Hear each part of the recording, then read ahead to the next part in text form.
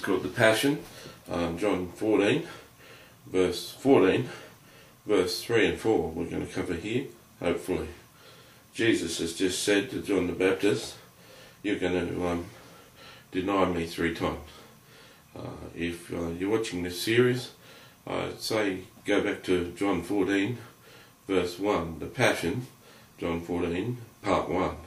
If you're not, this is all out of context. So I'd suggest you go to part 1.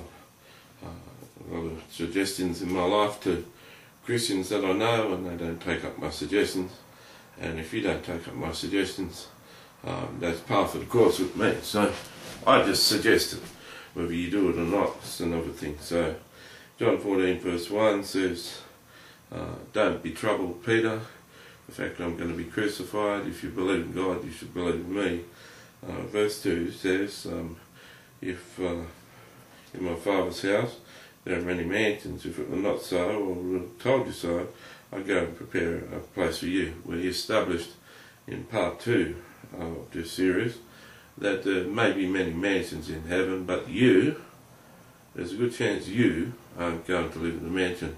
I said that you'll be going into an apartment block a couple of thousand stories high, and that's if you do a really good job on earth. There's even poorer places in heaven, I'm sure, but I've seen these apartment blocks that are in this city, and there'll be millions, maybe billions of people living in these sort of apartment blocks around thing with no gravity, a whole lot of buildings sort of going in like this, like a big dome, and there's just millions and millions of people in apartment blocks.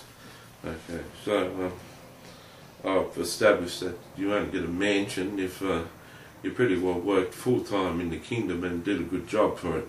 If you worked full-time in the kingdom and took a lot of money for your salary and lived a lavish lifestyle, which some televangelists do, you won't be getting a mansion either. You've lived in enough mansions and you spent enough time in enough $5,000 a night hotel rooms, and so you won't be getting a mansion either. In fact, if you're one of those televangelists saving millions of souls and living a lush lifestyle with $20 million houses and holiday houses and Learjets and Lamborghinis and Porsches and stuff, and they're all company assets, but they're all assets where you live and use. I doubt that you're even in heaven. I think that you went to hell for your covetous living.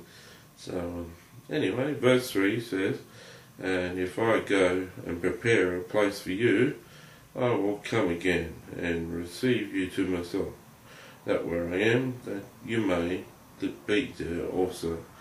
And where I go, you know, and the way that you know. I think we're just going to cover verse 3. Maybe we'll just do part 1, part 2, part 3, all the way according to the verses. I think that might be a good idea. So we'll just cover verse 3 here. So, and I go to prepare a place for you, and if I go to prepare a place for you, I will come again and receive you to myself, and where I am, there you may be also. Now, let us establish this. We've already established there's going to be mansions in heaven. We've always established that you possibly won't be living in a mansion.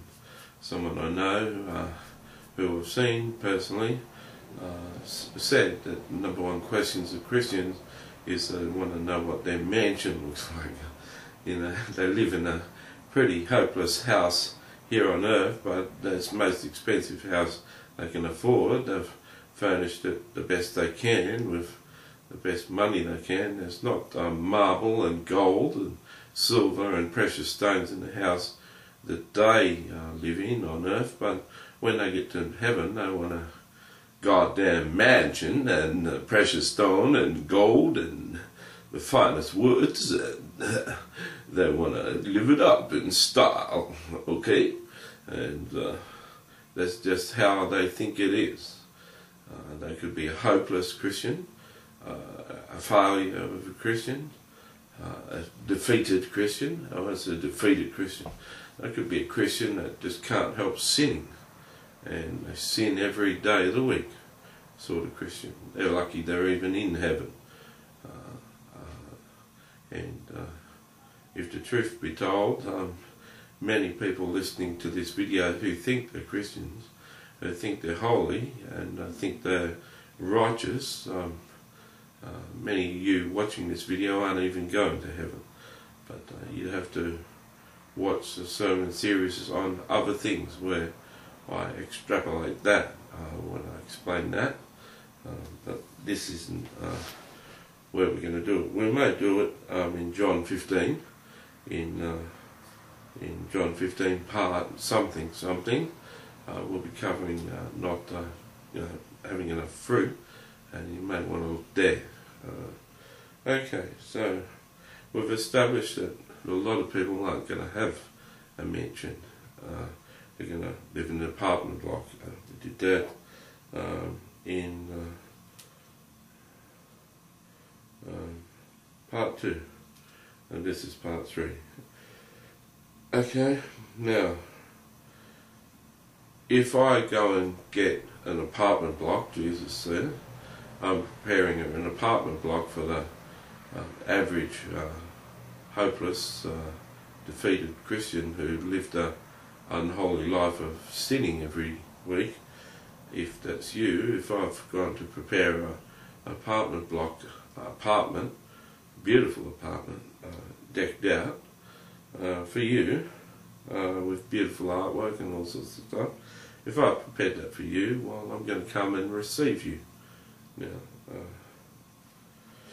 Stephen in the Old Testament, in the New Testament, he was getting stoned, not smoking marijuana, but having rocks thrown at him. A lot of Christians these days are smoking marijuana stoned, and a lot of Christians are still getting stoned while they confess Christ. But Stephen really got stoned with enough rocks getting thrown at him that he actually dies. Now, that's a horrific way to die, but that's how Stephen was dying, and he shouted out, hey, the Lord has stood up in his throne and he's going to receive me. He's almost dead when he said that. And it basically was Jesus was just going to come down and personally get him.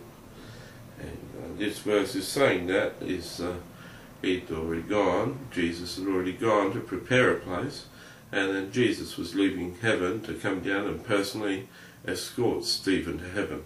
Let me say that that's rare, that Jesus would meet you at your bedside as you pass on. It's very rare.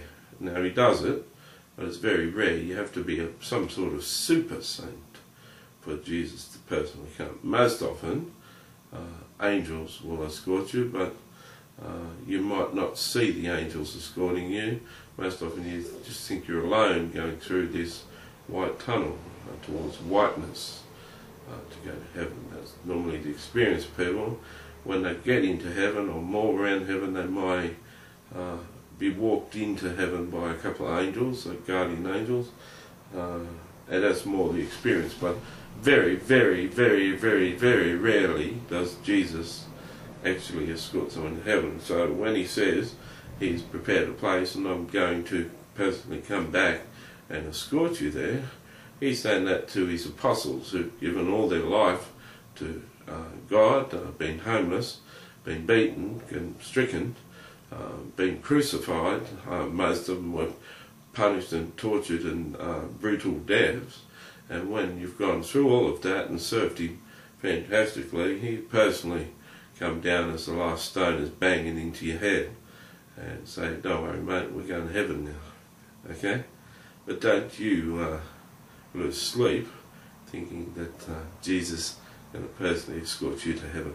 Sorry for being negative, but I'm telling you how it is. I'll see you in part 4.